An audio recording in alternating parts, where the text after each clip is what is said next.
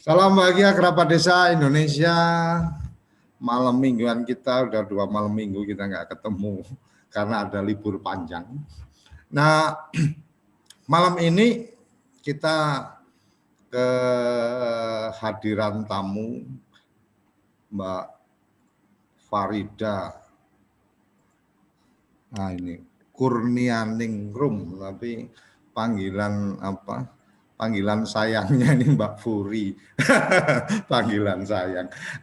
Jadi kita akan mendiskusikan atau ngobrolin santai penanggulangan COVID-19 di desa melalui APBDes. Jadi COVID isu yang sangat luar biasa, banyak mengganggu kita dengan beberapa agenda, dan kemudian akhirnya juga harus ada refocusing alokasi anggaran.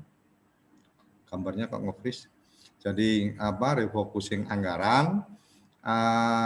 Kita malam ini karena waktunya pendek, tapi ini akan jadi yang asik. Jadi saya langsung menyapa aja, Mbak Furi, apa kabar malam mingguan? Diganggu sama teman-teman ini. Assalamualaikum warahmatullahi wabarakatuh. Selamat malam Pak Suryo dan Bapak Ibu sekalian. Terima kasih Pak Suryo, saya sudah diundang di malam mingguannya di TV Desa ini. Salam desa, salam sehat buat kita semua Pak Suryo. Ya, salam sehat, salam bahagia kerabat desa Indonesia. Ini sapaan wajibnya TV Desa itu salam bahagia kerabat. Jadi semua teman-teman yang peduli desa dan yang tinggal di desa itu adalah kerabat kita. Dan sebelum Mbak Furi menyampaikan informasi-informasi tentang bagaimana penanggulangan COVID melalui APBDes, saya perlu sampaikan ke teman-teman bahwa kabar baiknya kita tayangan kita selain melalui satelit Merah Putih dan Nusantara 1, kemarin sudah bisa menggunakan aplikasi Gugur, dan beberapa 2 minggu terakhir ini alhamdulillah kita sudah bisa disaksikan juga melalui aplikasi Genflix.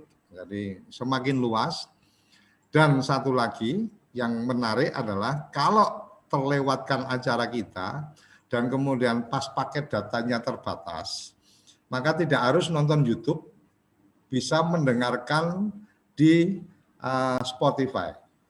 Jadi di Spotify cari TV Desa, ada podcast kita dalam bentuk MP3 itu malam minggu, Malming. Jadi Malming TV Desa dicari, nanti di listnya ada Malming. Jadi sudah sampai episode yang terakhir kita kemarin sudah upload, nanti episode yang hari ini mungkin butuh waktu 1-2 hari untuk kemudian bisa diakses melalui aplikasi Sporty. Jadi akan semakin mudah, tidak ada alasan untuk tidak tahu perkembangan update karena banyak channel yang kita manfaatkan untuk menyebarluaskan informasi, khususnya adalah obrolan malam minggu. Tidak berpanjang kata, monggo Mbak Furi sampaikan sesuatu ini karena memang COVID ini sesuatu yang luar biasa, ini tante COVID sama kakak Corona. Silakan Mbak Furi. Sama luar biasanya dengan TV Desa ya Pak. Amin. Terima kasih Pak Suryo dan kerabat desa.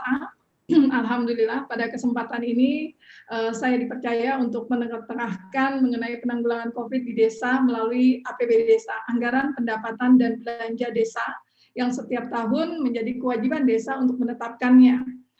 Bicara mengenai APBD Desa ini, tentu sangat melekat dengan peraturan pengelolaan keuangan desa, yaitu berdasarkan Peraturan Menteri Dalam Negeri Nomor 20 Tahun 2018.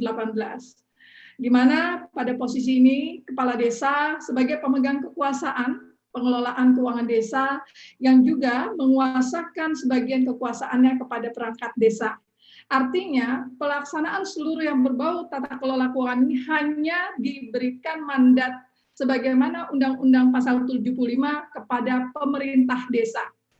Nah, dalam pengelolaan keuangan desa ini ada terdiri dari beberapa tahapan Pak Suryo, mulai dari perencanaan, pelaksanaan, penatausahaan, pelaporan, dan pertanggungjawaban. Peraturan yang baru diterbitkan ini, Permendagri 20/2018 adalah mencabut Permendagri 113 tahun 2014. Nah, tentunya menjadi pekerjaan luar biasa teman-teman di desa untuk menyesuaikannya. Proses pembelajaran, penguatan kapasitas menjadi hal yang utama untuk memastikan bahwa desa sudah siap melakukan tata kelola keuangan yang transparan dan akuntabel. Tentunya dibutuhkan pemahaman dari semua pihak. Jangan seolah-olah desa ini harus sudah berlari, walaupun memang mereka dipaksa untuk bisa berlari. Jadi mereka butuh proses pembelajaran, sepanjang tidak menyentuh ranah fraud saja. Karena ada juga desa yang sampai saat ini pun kapasitasnya belum bisa membaca dan menulis perangkat desanya. Sehingga kita harus bisa memahami kondisi-kondisi lapangan yang sedemikian rupa penuh dengan dinamika dan keragaman. Dari dokumen anggaran yang perlu dikeluarkan oleh pemerintah desa setiap tahunnya adalah APB Desa, disertai dengan Perkades penjabaran APB Desa. Tentunya dengan APB Desa yang ditetapkan ini harus didasarkan atas dokumen rencana kerja pemerintah desa yang disusun melalui musyawarah desa dan proses untuk memilih atas kebutuhan-kebutuhan kegiatan mana yang harus dilakukan tentu juga didasarkan atas kewenangan desa. Kita tidak bicara dana desa secara eksklusif di sini karena memang penanggulangan COVID itu kita upayakan untuk mengoptimalkan seluruh pendapatan yang ada di desa, termasuk di dalamnya dana desa. Kita ketahui sampai dengan saat ini penyebaran COVID ini sudah sangat meluas, Bapak Ibu sekalian, termasuk di Indonesia kita sudah masuk peringkat 23. Bukan suatu hal yang mustahil bahwa COVID ini sudah menyentuh desa, bahkan sudah berhari-hari bersama desa. Pada tanggal 28 kemarin terkonfirmasi sudah lebih dari 160-an ribu kasus dan 7 ribuan yang sudah meninggal. Tentunya kita tetap bersemangat, tetap berpositif thinking karena saudara-saudara kita ada 120-an ribu yang bisa dinyatakan sembuh. Nah, pertambahan angka ini tidak semata-mata kita melihat bagaikan deretan angka atau ukuran semata, tetapi dia memberikan pesan khusus di sini bahwa kita harus benar-benar aware terhadap penanganan COVID ini, termasuk di desa itu sendiri. Nah, kerabat desa, kita tahu bahwa sumber pendapatan desa tadi saya katakan tidak hanya dana desa,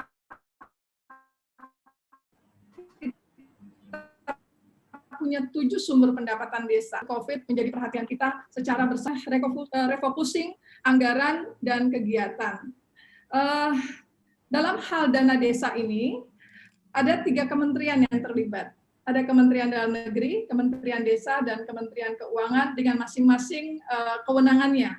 Kalau kami, Pak Suryo, kerabat desa, Kementerian Dalam Negeri berada pada ranah kewenangan untuk mengatur mengenai tata kelola keuangannya, termasuk dana desa yang masuk di dalam APB Desa.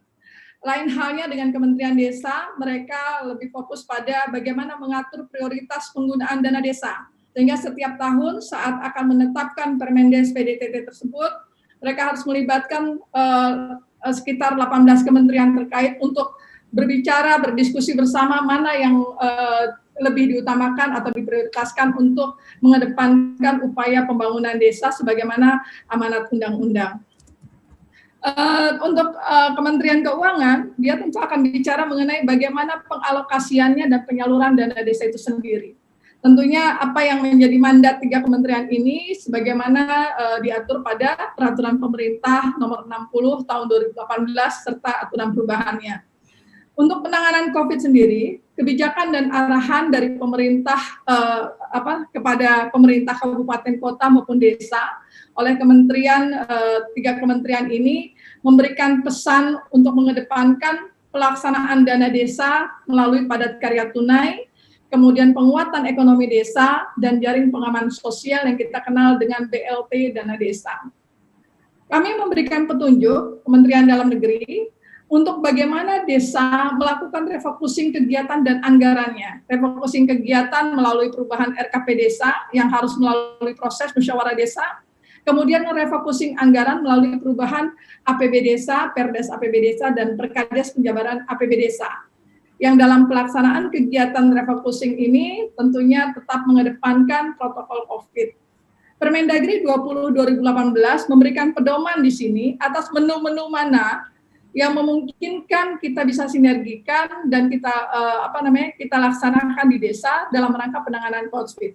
Baik yang bersifat kesiapan penanganan kesiapsiagaan terhadap penanganan bencananya saat bencana itu terjadi maupun pasca bencana. Inmendagri 3 2020 sudah memberikan penjelasan bahkan memberikan guidance-nya mana kegiatan-kegiatan yang memungkinkan hal tersebut. Dan guidance menu-menu kegiatan itu pun kami sinergikan dengan apa yang diatur oleh Permendes PDTT mengenai prioritas penggunaan dana desa dalam hal penanganan COVID tersebut. Bapak Ibu sekalian, untuk pelaksanaan refocusing kegiatan dan anggaran ada terkesan terjadi berulang-ulang sehubungan dengan kebijakan pemerintah yang juga melihat dengan dinamika perkembangan COVID itu sendiri. Nah, tentunya ada hal yang tidak boleh dilupakan oleh desa. Karena saat kita menggunakan bidang kelima, penanggulangan bencana, keadaan darurat, dan mendesak desa, kewajiban desa adalah menyampaikan laporan penggunaan anggaran tersebut setiap paling lambat setiap bulannya.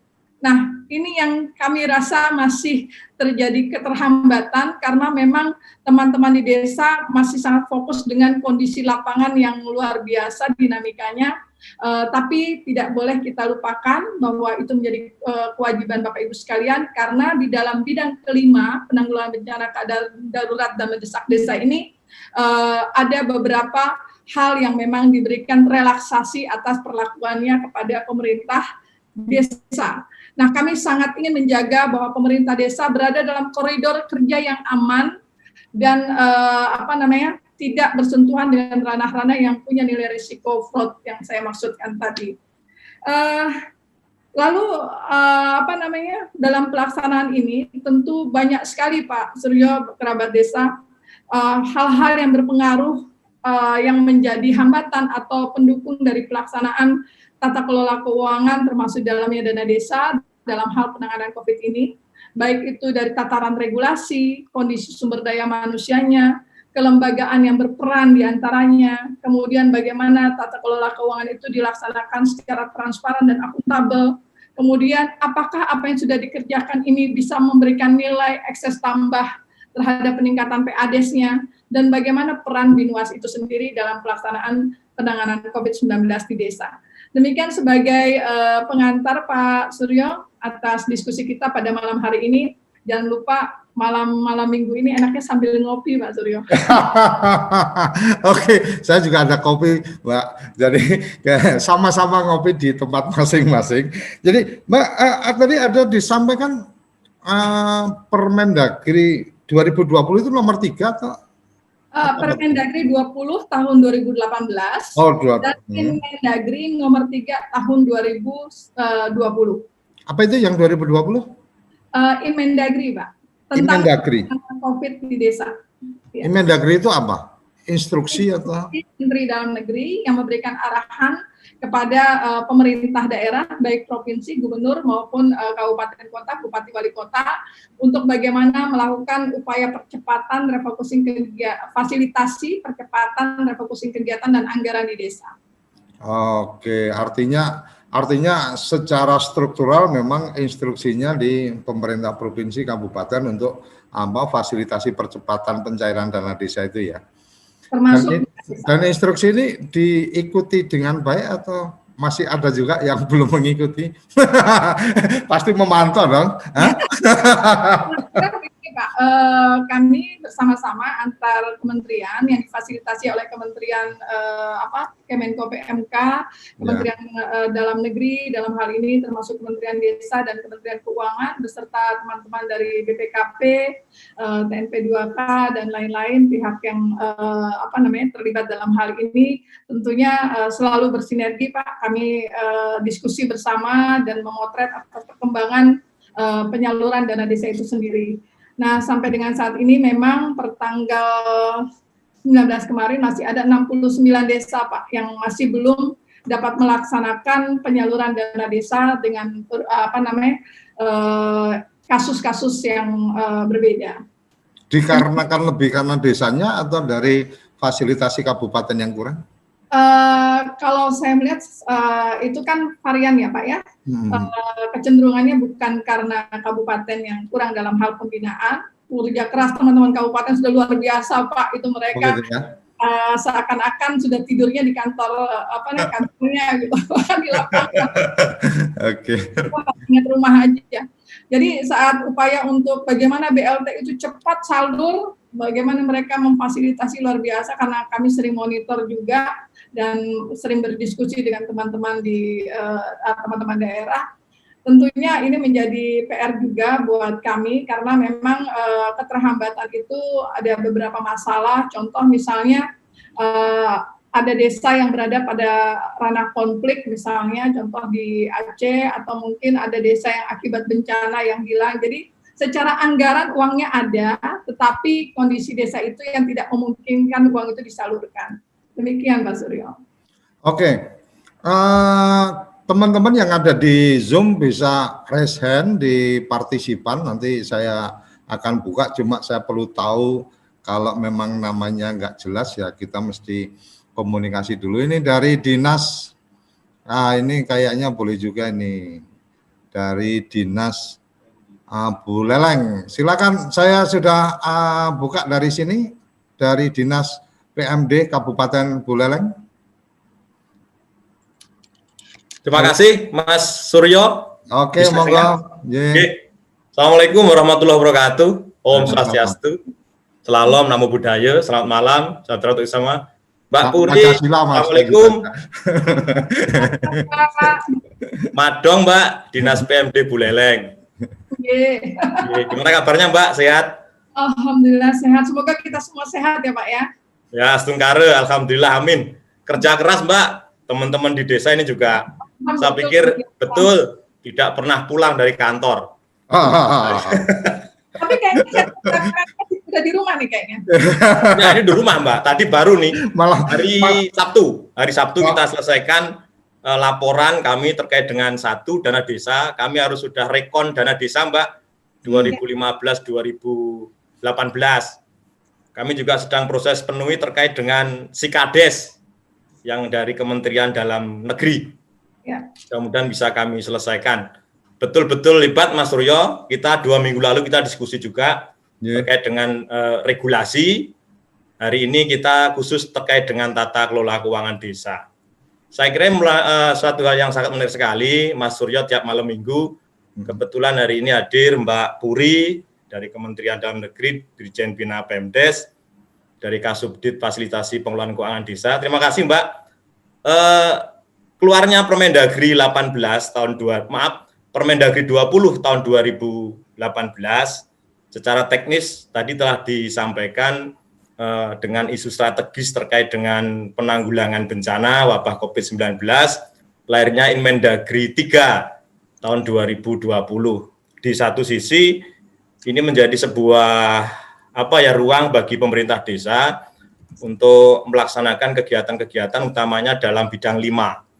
Terus terang secara kronologis kami sampaikan Mbak, pandemi 19 ini tidak pernah dipikirkan kejadiannya oleh desa. Bahkan di APBDes Induk 2020 Mas Suryo. Sedunia Mas nggak ada yang mikir itu Mas. Nggak mikir. Apalagi teman-teman di desa. Ini harus kita pahami Mbak. Sehingga mohon maaf ketika mungkin pemerintah desa agak lambat menerjemahkan kebijakan, ini harus dimaklumi. Terus terang saja ini pemerintah desa sudah jungkir balik, Pak.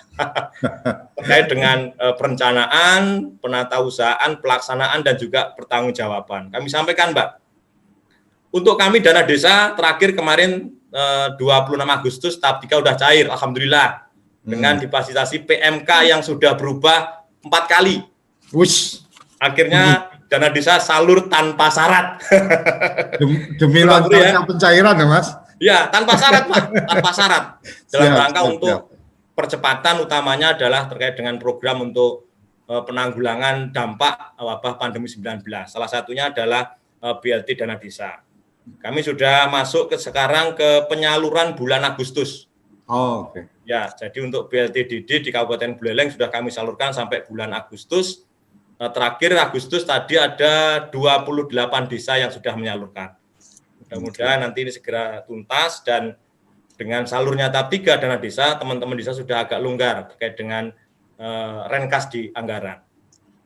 Yang mungkin perlu kita cermati, Mbak Puri, terkait dengan kesiapan pemerintah desa. Terus terang saja, kami juga menyadari betul bagaimana beratnya pemerintah desa ketika menghadapi wabah pandemi seperti ini. Kalau kita mungkin dalam tataran kebijakan, atau kami juga di Kabupaten kewalahan, Mbak, terus terang, untuk bagaimana bisa memfasilitasi desa. Kami sampaikan, rata-rata anggaran pendapatan dan belanja desa di Kabupaten Buleleng hari ini sudah memasuki perubahan ketiga, Mbak. Perubahan ketiga. Jadi rata-rata semua desa di kami sudah memasuki perubahan ketiga dalam rangka untuk memenuhi kebijakan utamanya terkait dengan bidang 5. BLTDD April, Mei, Juni selesai. Kemudian muncul PMK 40 atau 50 ditambah Juli, Agustus, September. Otomatis teman-teman juga harus melakukan perubahan. Kemudian secara peruntukannya didukung dengan Permendes 7 kalau tidak salah tahun 2020. Kondisi di lapangan yang mungkin masih menjadi kendala kami, Mbak Puri, utamanya terkait dengan pemahaman teman-teman di desa dalam rangka perencanaan, penganggaran, dan penatausahaan di bidang 5. Ini karena terus terang saja merupakan sesuatu yang baru. Kadang-kadang pemerintah desa ketika berbicara bencana, itu mindset-nya masih belanja terencana. Itu. Padahal di Permendagri 20 yang ditegaskan dengan ini Mendagri 3, bagaimana ketika kita menempatkan anggaran di bidang 5 itu dalam tanda kutip, kita sesuaikan kebutuhannya pada saat terjadi bencana. Nah, kondisi inilah yang kadang-kadang di lapangan terjadi debatable ketika menerjemahkan kebijakan dan implementasi pelaksanaan anggaran. Yang kedua, yang belum menjadi budaya terkait dengan proses penetapan pelaksanaan belanja tidak terduga melalui surat keputusan perbekal atau kepala desa, yang seharusnya selambat-lambatnya setelah itu ditindaklanjuti dengan pertanggungjawaban disampaikan ke bupati. Dalam proses pelaksanaan pertanggungjawaban dilakukan melalui rapat desa yang melibatkan Badan Permusyawaratan Desa. Terus terang saja, permintaan dari Kementerian Dalam Negeri bahwa kami harus melaporkan terkait dengan realisasi penggunaan BTT mungkin belum bisa kami penuhi. Karena terus terang saja salah satu kendalanya adalah kelihatannya teman-teman di desa masih sangat sibuk. Di satu sisi harus terjun langsung di lapangan terkait dengan bagaimana upaya-upaya untuk pencegahan dan penanggulangan COVID ini. Di satu sisi juga dituntut untuk kerja teknokrasi dalam rangka penatausahaan anggaran pendapatan dan belanja desa.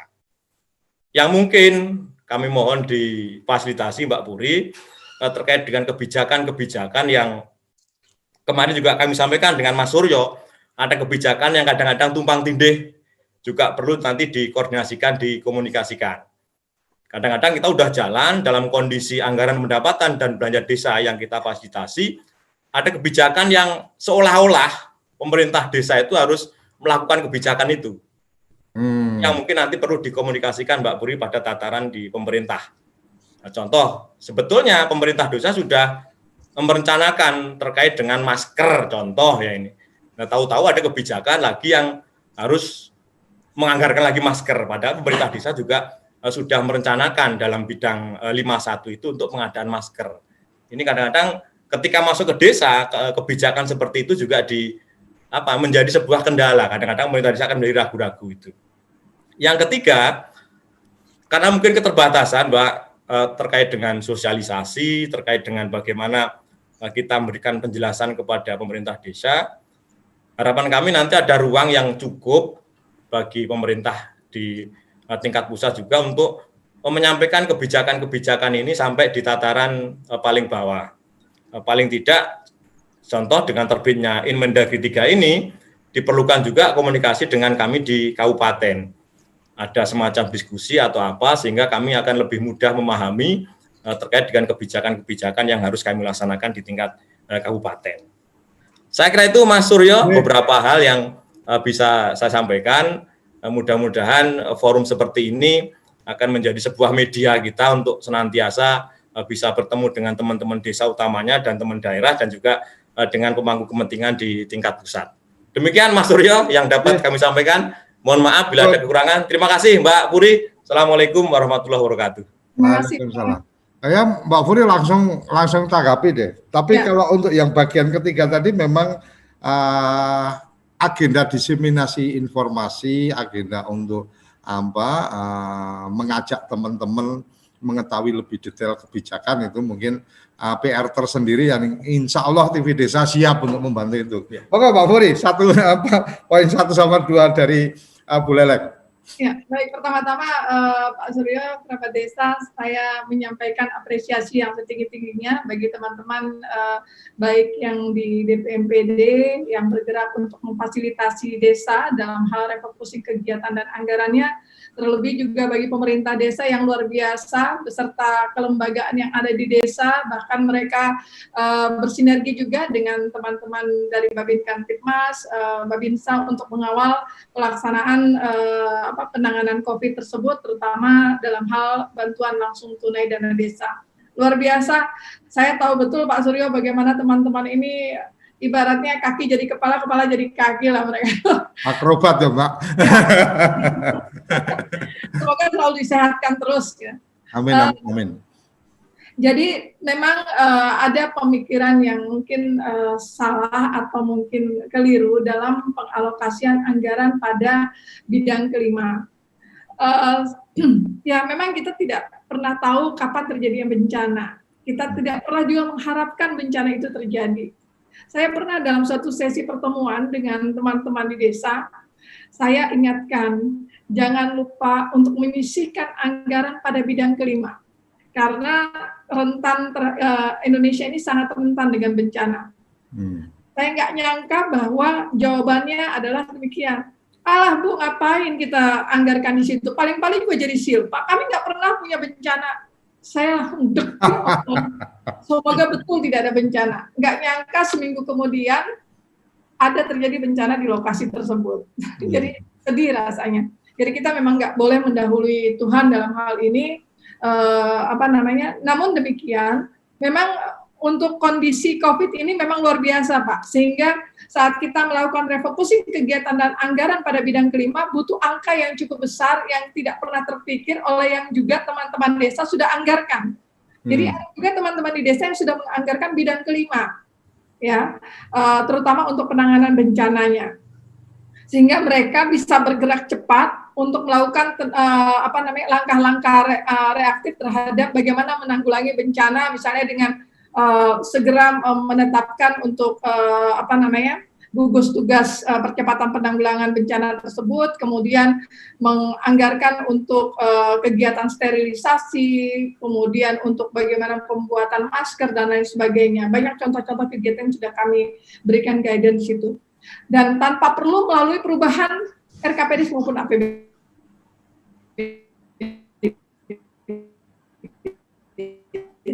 Namun walaupun mereka sudah PDS dan APBD, untuk apa yang bantuan langsung tunai itu dibutuhkan angka yang bervariasi, memang ada yang memang sedikit sehingga nggak perlu berubah terlalu beberapa kali, tapi ada juga yang angkanya cukup besar kondisi di lapangan atas KPM yang harus dipenuhi BLTDD-nya.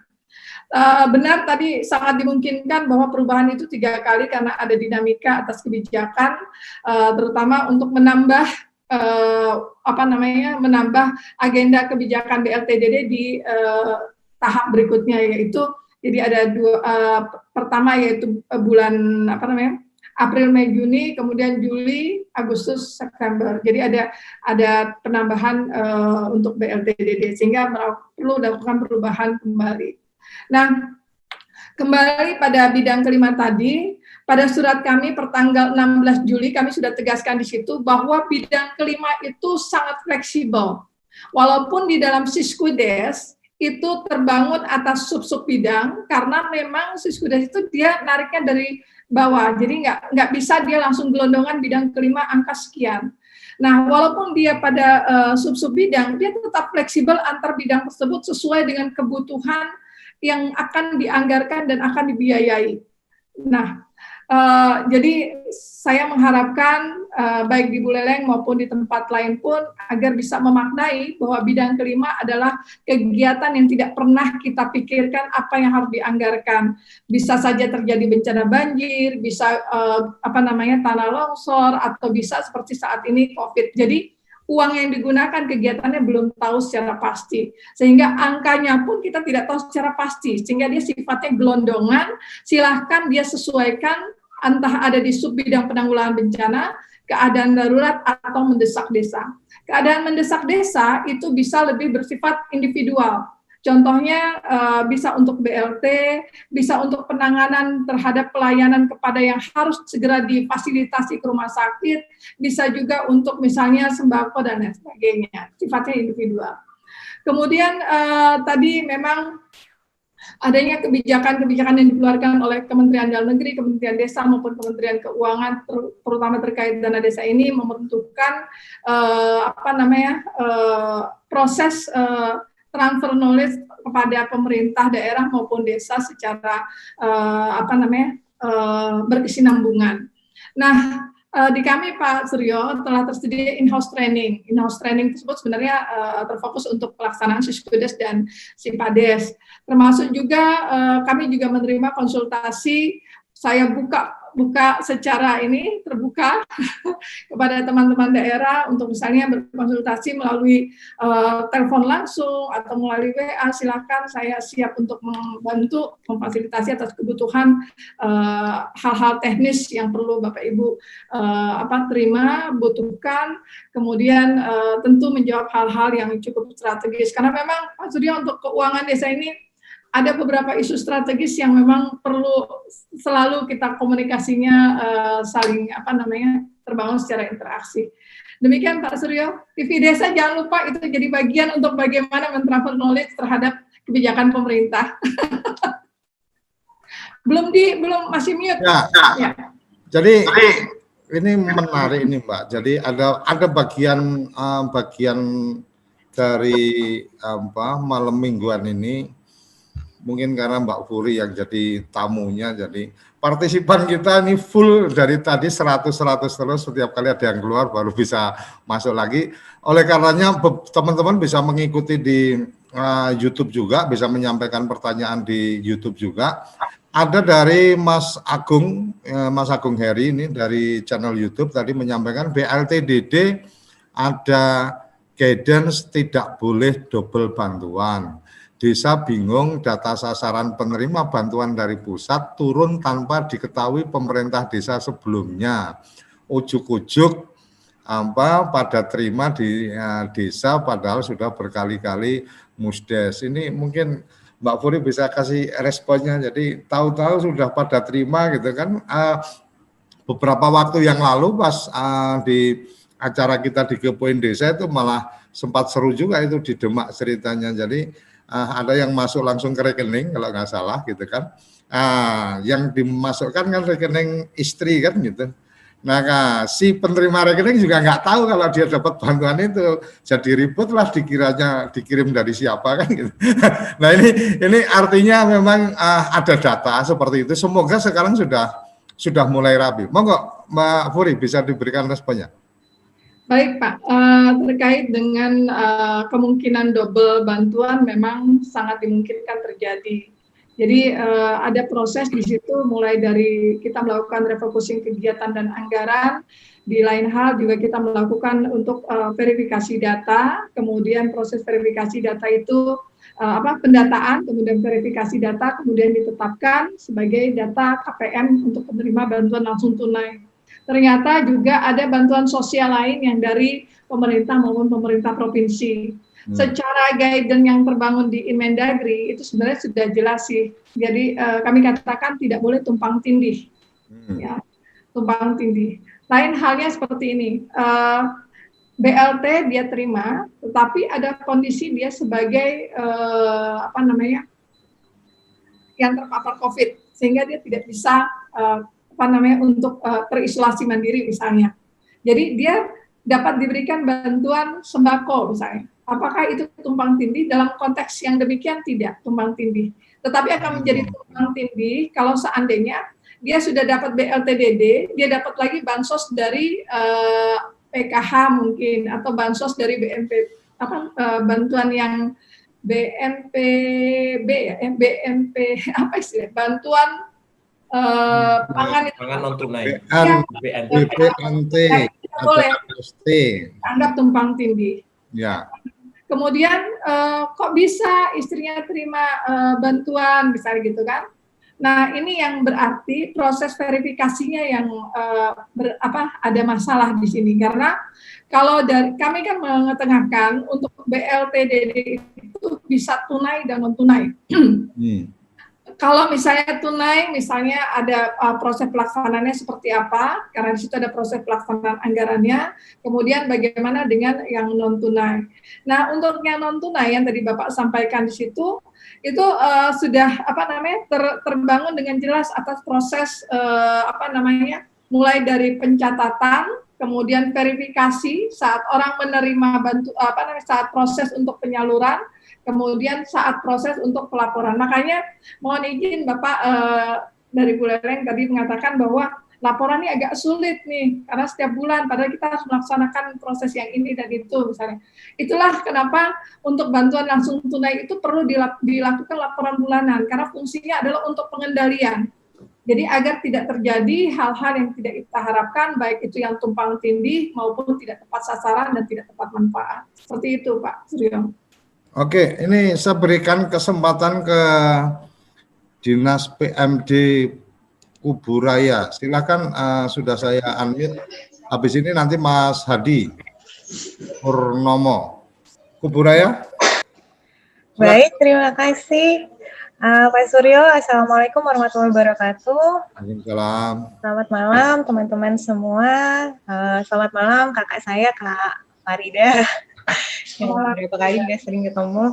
Kak, jadi ingin berdiskusi juga untuk kondisi Kuburaya sendiri, untuk pelaksanaan BLT sendiri, ini rata-rata desa sudah memasuki mayoritas di bulan ketiga dan bulan keempat, bahkan sudah ada juga yang bulan kelima, jadi berjalan cukup lancar lah, walaupun dinamika di awal juga sangat ya kurang lebih sama ya, hampir di setiap daerah dinamikanya cukup tinggi. Cuma memang kami sendiri di kabupaten punya beberapa kondisi dan tantangan yang ingin kami diskusikan di sini. Pertama, tadi Ibu Farida menyampaikan bahwa salah satu ketentuan di dalam Inmendagri 3 tahun 2020 itu adalah wajibnya syarat laporan bulanan yang harus dikirimkan oleh desa terkait dengan penggunaan dana untuk bidang 5.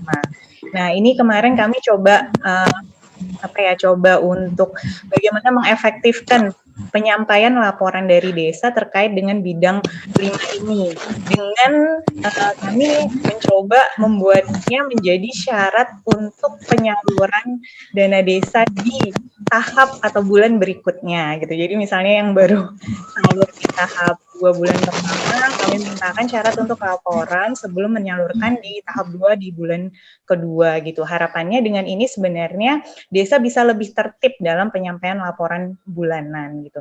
Namun kemudian kondisi yang terjadi adalah ini resiko memperlambat proses penyaluran dari rekening RKUN ke RK desa gitu. Dan kami akhirnya dapat protesan juga dari tim KPPN dan Kanwil, karena secara progres penyalurannya menjadi agak sedikit lebih lambat dibanding dengan kabupaten-kabupaten lain gitu. Nah, ketika terjadi diskusi seperti ini, akhirnya kemudian dengan pertimbangan tersebut akhirnya kami tidak lagi mensyaratkan laporan dari desa untuk penyaluran di bulan berikutnya, dan memang akhirnya terbukti kondisinya penyampaian laporan dari desa ke kabupaten pun akhirnya menjadi terhambat ya Kak, jadi agak ini juga nih telat juga akhirnya penyampaian laporan ke desa. Karena mungkin mohon maaf nih kalau desa biasanya kita bergennya ini dengan penyaluran nih Kak. Kalau mau minta data bergennya dengan penyaluran dana, baru prosesnya lebih cepat gitu. Nah ini kondisi relaksasi aturan yang dari PMK 50, bahkan di PMK terbaru di 101 ada relaksasi lagi terkait dengan laporan realisasi tahun berjalan dan laporan konvergensi stunting. Ini agak berpotensi ada dampak nanti yang akan terkait dengan administrasi desa terutama di pelaporan. Nah, kedua kondisi sama mungkin di kabupaten lain rata-rata kita sudah berada di kondisi perubahan kedua atau perubahan ketiga nih di desa. Dan ini desa cukup kewalahan dengan proses perubahan yang beberapa kali ini gitu. Belum lagi disibukkan dengan persiapan untuk penyusunan RKP tahun 2021 gitu. Jadi berlari, berkejar, jungkir balik dan semuanya itu luar biasa dialami oleh desa dan juga kabupaten. Nah, ini terakhir mungkin terkait dengan info nih Kak, yang beredar di media sekarang. Pertama kan info terkait dengan perpanjangan BLT sampai dengan bulan Desember. Nah, isu-isu ini kemudian sudah merebak di tingkat desa dan mulai memunculkan kekhawatiran karena kondisi keuangan desa sendiri ini sudah cukup sulit ya untuk menambah BLT, dan dikhawatirkan dengan kondisi BST, bantuan dari Kementerian Sosial yang kemudian sampai Desember beresiko memunculkan dampak sosial lainnya yang ada di desa. Mohon mungkin jika Ibu Farida punya informasi terkait hal ini mungkin bisa disampaikan juga pada malam ini. Kedua, mungkin terkait juga dengan mungkin ada bocoran-bocoran info nih untuk Pagu Dana Desa untuk 2021. Bagaimana kira-kira kondisi sebagai bagian dari persiapan kami di kabupaten dan juga di desa untuk menyusun RKP desa untuk tahun 2021. Mungkin itu dari kami. Terima kasih Pak Suryo. Mbak Puri, langsung aja nih kayaknya dua pertanyaan besar kayaknya ya, urusan sampai Desember ini kayak apa, karena khawatirannya udah nggak ada duitnya ini, suruh sampai Desember mau cari duit dari mana, walaupun ada sumber-sumber yang lain dan seterusnya. Kemudian tentang Pagu Dana Desa ini menarik juga karena memang sempat beredar tentang bagaimana ada kemungkinan tidak ada dana desa di 2021, tetapi kemarin juga sudah disampaikan bahwa di laporan keuangan kalau nggak salah masih tetap menyebutkan dana desa, kemudian alokasinya kayaknya masih hampir sama dengan tahun kemarin. Tapi Mbak Puri yang lebih paham, karena saya kan mengikuti hanya yang di buih-buihnya aja. Silakan Mbak Puri. Terima kasih. Jadi ada hal yang perlu kita pahami tentang desa dengan segala keterbatasan. Tadi di awal saya katakan luar biasa SDM desa itu mereka harus sedemikian rupa bergerak secara cepat, bahkan berlari untuk menyikapi berbagai persoalan dan kebijakan yang harus dilaksanakan di desa. Demikian halnya juga teman-teman di kabupaten. Pandangan saya demikian. Adanya kebijakan yang diberikan oleh pemerintah maupun apa yang harus dilakukan ke desa. Dua, dalam hal tata kelola keuangan desa harus transparan dan akuntabel. Transparannya di mana? Transparannya publikasikan kepada masyarakat. Pastikan bahwa apa yang dilakukan itu sudah tepat sasaran, tepat manfaat, tepat secara anggarannya juga demikian. Keterlibatan masyarakat dalam setiap proses penyusunan RKPD dan pelaksanaan kegiatannya itu menjadi suatu ruang untuk menyatakan bahwa pelaksanaan ini sudah transparan. Kemudian akuntabilitasnya di mana? Nah, ini ada suatu hal yang perlu kita pahami dan permaklumkan. Dengan adanya dana desa, uang negara masuk ke desa, maka tidak ayal lagi bahwa keuangan desa menjadi subsistem keuangan negara. Walaupun keuangan desa itu tidak tata kelolanya tidak dipersamakan dengan keuangan negara. Apa yang diatur di Permendagri 20 adalah kami mencoba untuk menyikapi hal-hal dalam hal pengelolaan keuangan desa yang bernuansa keberdesaan itu seperti apa, pengelolaan keuangan yang bernuansa keberdesaan. Walaupun memang sangat dimungkinkan saudara-saudara kita di belahan timur Indonesia banyak mengalami keterbatasan untuk melaksanakan tata kelola keuangan desa sebagaimana yang dimaksud akuntabilitas tersebut. Jadi di mana akuntabilitasnya? Dari sisi pelaporan. Nah, karena uang negara ini masuk ke desa, di satu sisi yang lain, walaupun tidak ada uang negara sekalipun, desa harus mempertanggungjawabkan uang tersebut. Pemerintah desa siap mempertanggungjawabkan, ya, uang ini siap dipertanggungjawabkan dan siap pula dipertanggungjawabkan. Jadi prinsip kehati-hatian itulah yang perlu dikedepankan dalam mengelola uang di desa. Apa yang dilakukan oleh teman-teman di daerah, bagaimana untuk menjaga dari sisi pelaporan sebenarnya itu sudah benar. Kami tidak terlalu muluk bahwa laporan itu harus sama persis dengan format yang kami berikan. Karena toh dari Kementerian Keuangan juga meminta laporan terhadap penyerapan dana desa tersebut, ya kan? Dan itu pun setiap bulan terkait dengan BLTDD. Teman-teman pendamping desa juga sudah cukup banyak membantu, bahkan setiap kali kami pun mendapat share data dari teman-teman Kementerian Desa juga terkait mengenai kondisi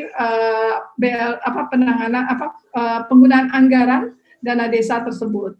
Nah, tentunya agar dibangun dengan baik pemerintah daerah, pendamping desa maupun pemerintah desa itu sendiri, sehingga mana yang harus kita jaga atas pengendalian anggaran tersebut dan mana yang harus kita jaga atas ketepatan pelaksanaannya.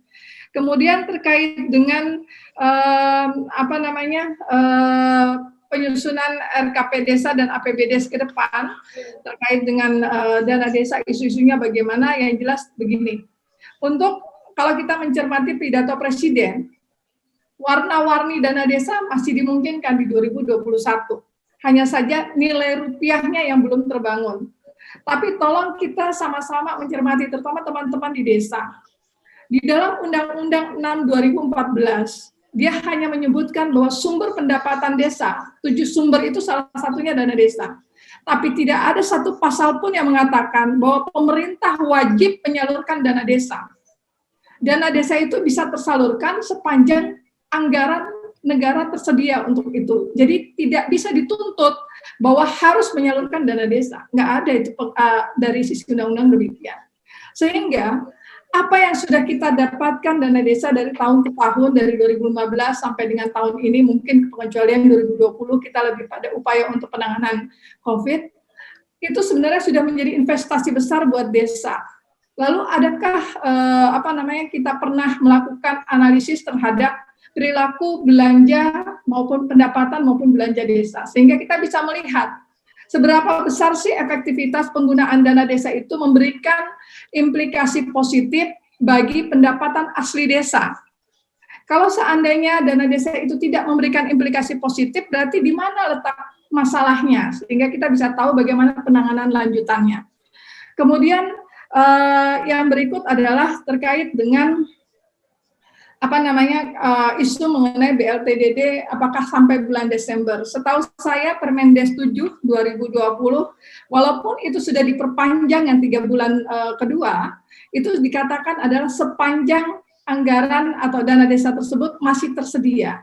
Jadi tidak perlu kita memperdebatkan terlalu panjang terhadap hal tersebut. Jadi kalaupun nanti teman-teman Kementerian Desa masih sedang menggodok regulasi ini, kalaupun nanti memang diperpanjang sampai dengan Desember, pasti akan ada clue-nya lagi sepanjang anggaran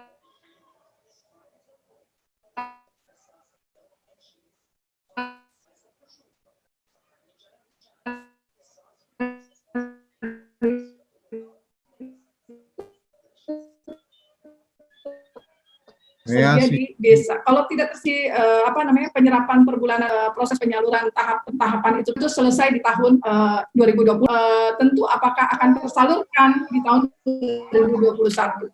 Demikian. Oke, terima kasih. Ini tadi ada Mas Hadi Pur tadi. Saya udah kasih unmute. Silakan Mas Hadi. Ada yang disampaikan?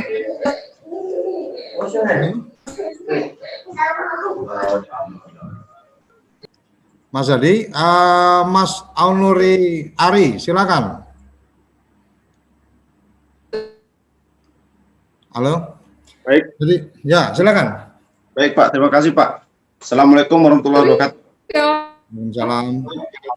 Pak Adi dan Bu Farida, terima kasih pada kesempatan ini kami diberikan waktu kaitannya dengan tata kelola dana desa. Kami dari Kabupaten Langkawi merupakan bagian dari penyusunan APBDes ya. Kalau di sini kampung nomenklaturnya. Ada beberapa hal mungkin yang menjadi kendala di lapangan kaitannya dengan merefocusing anggaran dalam rangka memenuhi kewajiban untuk menanggulangi COVID-19 di kampung atau di desa. Yang ingin kami tanyakan kaitannya dengan permasalahan-permasalahan di lapangan, tentunya secara administratif yang perlu dipenuhi, bahwasanya COVID ini tidak bisa kita hindari, harus kita tangani bersama, sampai dengan elemen unsur masyarakat di desa.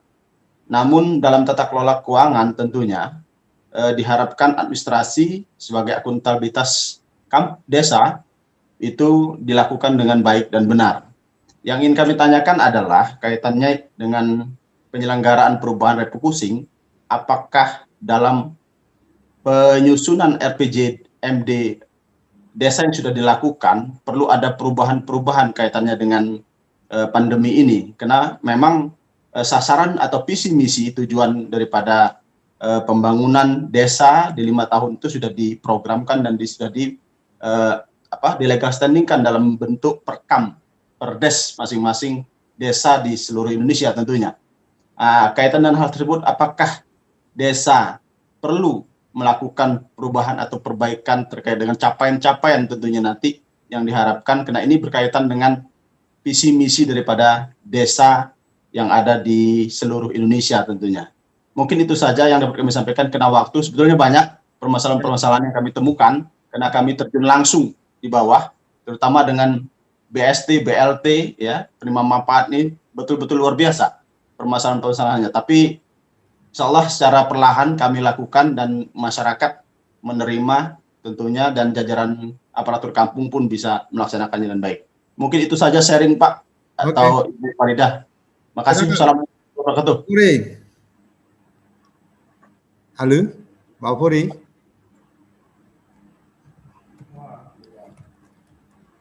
Aduh, ini kayaknya Mbak Purinya internetnya ini jadi apa?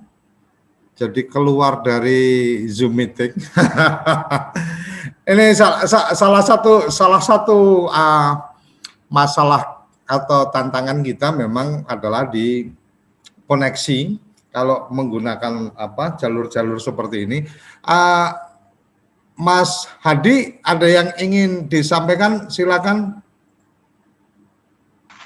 Sambil menunggu Mbak Puri masuk, karena ini jumlahnya udah mendekati 100, jadi bisa jadi Mbak Puri kesulitan masuk juga nih. Silakan, Mas Hadi.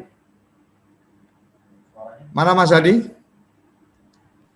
Assalamualaikum warahmatullahi wabarakatuh. Selamat malam, salam berdesa. Ya. Salam kenal Pak. Siap. Kami dari Kutai Timur di Kalimantan Timur.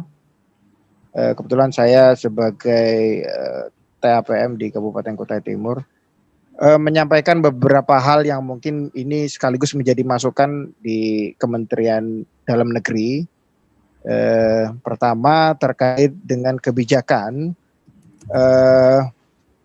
dalam sistem pengelolaan keuangan desa. Kita tadi sudah disampaikan mengenai Permendagri nomor 20 tahun 2018 yang memungkinkan adanya perubahan berkali-kali terkait dalam penanggulangan bencana. Tapi di saat yang sama kita juga menggunakan sistem keuangan desa Siskudes. Di dalam Siskudes itu sampai sekarang kami belum mendapatkan informasi, dan desa-desa juga ini belum bisa membuat perubahan berkali-kali itu di Siskudes. Jadi Siskudes itu hanya memungkinkan perubahan hanya sekali. Bisa berkali-kali, misalnya diposting ulang bisa. Tetapi pencatatan atau penata usahanya tidak akan tercatat. Kemudian yang kedua, di dalam Siskudes juga belum mendukung adanya laporan perkembangan kegiatan yang dikelola oleh PPKD, kemudian laporan akhir pelaksanaan kegiatan yang dikelola oleh PPKD. Kemudian BKU pun itu secara menyeluruh, tidak terbagi per sumber dana. Nah, ini kami meminta nanti mungkin ini bisa menjadikan masukan agar pengembang dari Siskudes itu diberikan masukan untuk memasukkan, karena seperti laporan perkembangan, laporan akhir itu bagian daripada di Permendagri nomor 20. Kemudian perubahan berkali-kali itu juga bagian daripada Permendagri 20. Kecuali BKU ya. Tapi kalau BKU itu bisa dipisah-pisah bisa dipisah-pisah per sumber dana, itu akan lebih bagus lagi membantu desa dalam menyampaikan pelaporan. Karena pelaporan per sumber dana itu untuk membedakan mana laporan untuk BKU-nya dana desa, untuk ADD, bagi hasil pajak, pendapatan desa dan lain-lain, itu untuk memudahkan. Itu terkait dengan Permendagri 20 dan Siskudes. Yang kedua terkait dengan perubahan. Jadi pada awal-awal kita diserang COVID, ini desa ini luar biasa karena sebagian desa yang menetapkan terlebih dulu per Desember, ini mengalami kesulitan pada saat ada pressure untuk melakukan perubahan secara cepat. Bagaimana melakukan penanganan melalui anggaran di desa.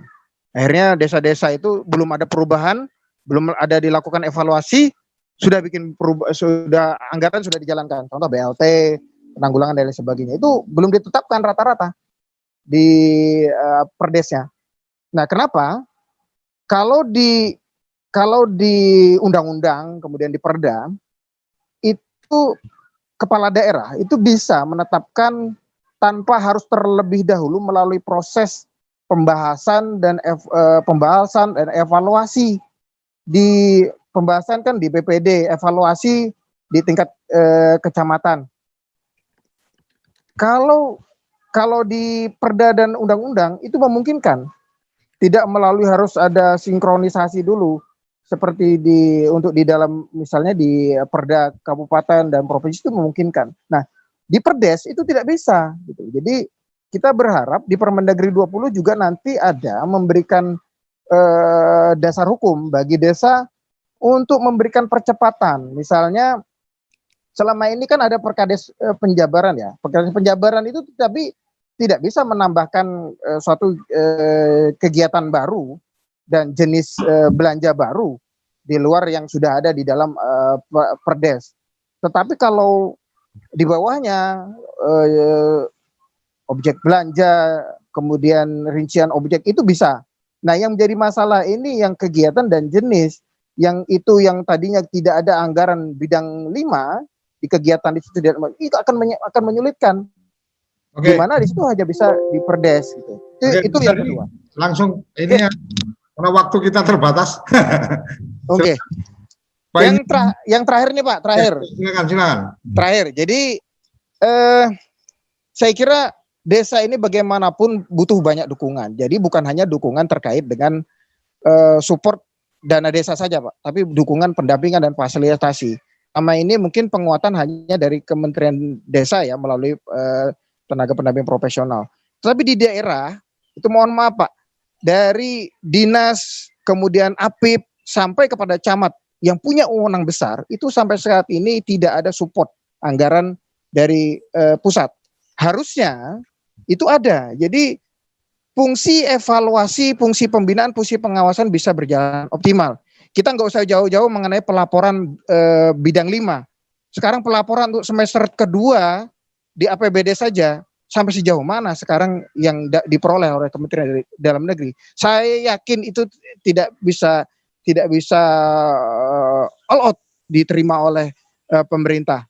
Kalau penguatan atau dukungan keuangan yang juga diberikan kepada OPD pembina itu diberikan. Mungkin itu saja. Terima kasih. Salam beresap. Terima kasih. Jadi informasi masukannya luar biasa. Jadi ini memang selalu kurang waktu kita kalau malam mingguan. Dan di TV Desa mungkin bahasa sambutan kita salam bahagia kerabat desa. Jadi kadang-kadang kalau teman-teman menyampaikan salam berdesa, saya tidak merespon karena memang kita punya bahasa salam tersendiri. Tapi alhamdulillah Mbak Furi sudah bisa bergabung kembali. Mbak Furi di waktu yang sangat terbatas. Ada beberapa hal ini memang salah satunya dari Lombok ini juga menyampaikan acara luar biasa, mungkin 3 kementerian, Kementerian Desa, Keuangan, dan Kementerian Dalam Negeri bisa dalam satu forum dan seterusnya. Kita akan usahakan itu karena kita sudah pernah mendiskusikan juga. Kebetulan TV Desa ada hubungan baik dengan Kementerian Desa dan Kementerian Dalam Negeri. Jadi kalau 2 kementeriannya sih sudah oke, tinggal nanti dari Kementerian Keuangan kita atur waktunya secara khusus. Mbak Farida bisa memberikan respon dari beberapa hal, tetapi yang menjadi catatan saya mungkin yang menarik adalah tentang Siskudes ini ternyata ketika ada perubahan-perubahan ini kurang support secara aplikasi, jadi memang mungkin itu bagian yang perlu dilakukan updating. Kemudian peraturan Menteri Dalam Negeri memungkinkan untuk untuk membuat kebijakan dari pemerintah desa tanpa harus melakukan musyawarah desa lebih dulu dan seterusnya, baru kemudian nanti bisa disampaikan di forum-forum musyawarah desa berikutnya. Ini yang saya tangkap, tapi ada beberapa hal yang lain. Silakan Mbak Puri, waktu kita sangat terbatas, ini tinggal closing statement aja ya. Mbak Puri. Ya baik Pak Suryo, karena waktu terbatas saya kasih clue-nya. Ya. Yes, Pak Suryo perlu undang teman saya yang memang berkecimpung dalam hal ini, sehingga yang tadi dikatakan Siskudes ini bagaimana untuk mengakomodir perubahan yang berkali-kali, sebenarnya bisa. Nah, dan kami juga beberapa kali juga sudah lakukan untuk BIMTEK kepada teman-teman daerah. Mungkin lebih tepatnya nanti sebagai tambahan ini poin Pak. Jadi untuk mendengarkan langsung dari pemangku kebijakannya di sana. Ya. Dengan Pak Oke, Mbak Furi, sebelum kita tutup, karena memang waktunya yang sangat terbatas, apakah ada hotline atau nomor khusus untuk kemudian bisa berkonsultasi di Kementerian Dalam Negeri, atau mungkin ada website khusus yang bisa untuk kemudian menjadi tempat untuk berkonsul khususnya menyangkut keuangan ini? Kalau untuk keuangan desa di dalam panduan pelaksana penanggulangan COVID-19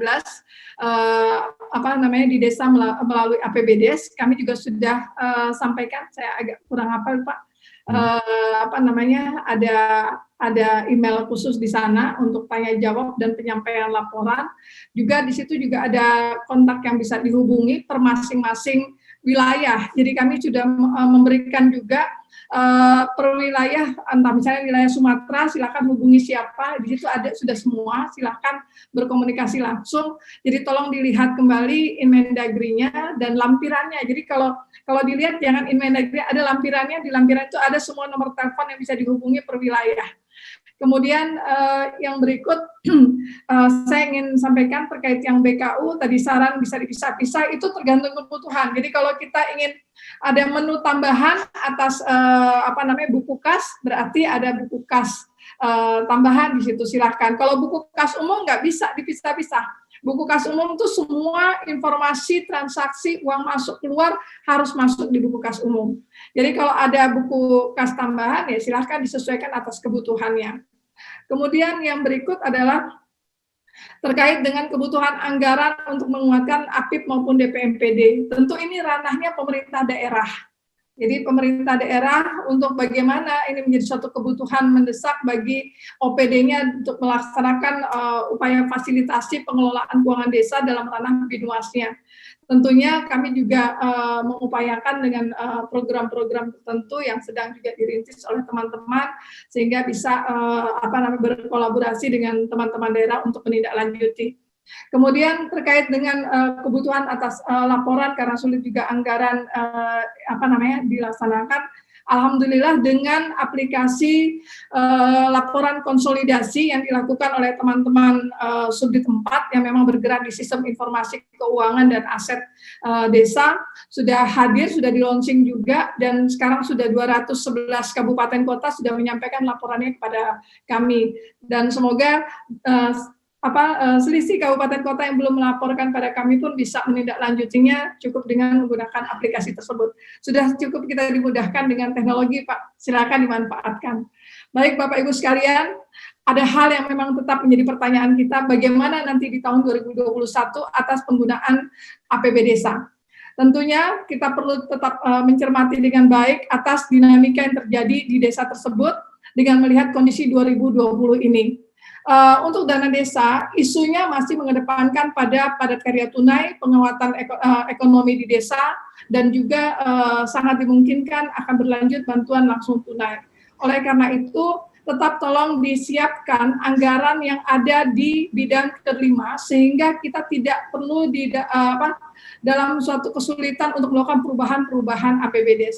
Karena kalau bidang kelima itu sudah teranggarkan, maka dengan mudah untuk menindaklanjuti atau menggunakan anggaran tersebut, tentunya tetap harus dalam proses pengendalian yang dilakukan adalah penggunaan belanja tak terduga setiap bulan tetap harus dilaporkan. Demikian Pak Suryo, Bapak Ibu sekalian, kerabat desa, semoga apa yang saya sampaikan bermanfaat. Kalau nanti ada hal-hal yang kurang, mohon dimaafkan. Kita tetap bisa bertatap muka di lain kesempatan, dan juga mungkin dengan lain yang berbeda, atau mungkin tetap di TV Desa di sesi-sesi berikutnya. Demikian Pak Suryo, jangan lupa kopi malam kita di malam mingguan. Oke, terima kasih Mbak Furi, obrolan malam mingguan yang luar biasa. Dan selalu malam mingguan kita menyisakan pertanyaan-pertanyaan yang kemudian akan menjadi topik kita di malam minggu berikutnya. Setidaknya ada dalam catatan saya tentang bagaimana sistem keuangan desa, mungkin ini perlu menjadi topik kita di minggu depan, karena tadi tentang bagaimana melakukan penyesuaian dan seterusnya. Dan yang menarik tadi adalah sudah diluncurkannya sistem konsolidasi ya, laporan konsolidasi. Laporan konsolidasi itu berarti antara Siskudes dengan dari kabupaten itu sudah terkonsolidasi gitu ya Mbak. Jadi laporan dari desa masuk ke kabupaten laporkan ke Oke. Ini luar biasa. Jadi mungkin salah satu hikmah dari pandemi adalah kemudian menjadi lebih ada percepatan kesadaran untuk menggunakan digital. Saya tidak bisa berpanjang-panjang lagi karena memang di acara TV Desa sebenarnya sudah ada acara berikutnya, tapi demi kerabat desa, kita jadi agak molor dikit. Tetapi luar biasa, terima kasih Mbak Furi, terima kasih teman-teman kerabat desa yang sudah bergabung di Zoom meetingnya, walaupun ada yang masih belum bisa kita berikan jawaban, ada tentang 0,5 miliar masker, kemudian ada juga tentang beberapa hal yang dipertanyakan di channel YouTube kita juga ada yang mempertanyakan hanya cocok untuk dokumen APBDes, laporan dana desa sebaiknya mungkin pakai manual saja dan seterusnya. Jadi ini mungkin isu atau tantangan kita untuk memberikan jawaban di minggu depan sistem keuangan desa. Saya berharap Mbak Furi dan teman-teman di Pasar Minggu bisa menyiapkan narasumber atau tamu kita minggu depan menyangkut Siskudes, karena memang kami sangat berharap bahwa pertanyaan-pertanyaan selalu ada jawaban-jawaban di pertemuan-pertemuan berikutnya. Sampai di sini kerabat desa Indonesia, salam bahagia, selamat bermalam minggu, dan mohon maaf kalau malam minggunya selalu terganggu dengan obrolan-obrolan kita, tapi asiknya malam mingguan bersama Kementerian Desa Kementerian Dalam Negeri adalah kemudian kita mendapatkan informasi-informasi update tentang kebijakan-kebijakan atau tentang aturan-aturan yang ada. pesan tadi yang luar biasa adalah kalau ada surat-surat itu dibaca juga sampai lampirannya. Jadi instruksi Menteri Dalam Negeri juga perlu dibaca sampai lampirannya sehingga ada informasi, data kontak dan seterusnya bisa dihubungi, bukan hanya baca di lembar depannya saja. Terima kasih, sampai jumpa di episode minggu depan dengan tema yang lebih menarik dan akan selalu menarik karena malam mingguan desa ternyata selalu full Zoom meeting kita dan ini jadi sesuatu yang luar biasa. Salam bahagia kerabat desa Indonesia, sampai bertemu di episode selanjutnya. Terima kasih.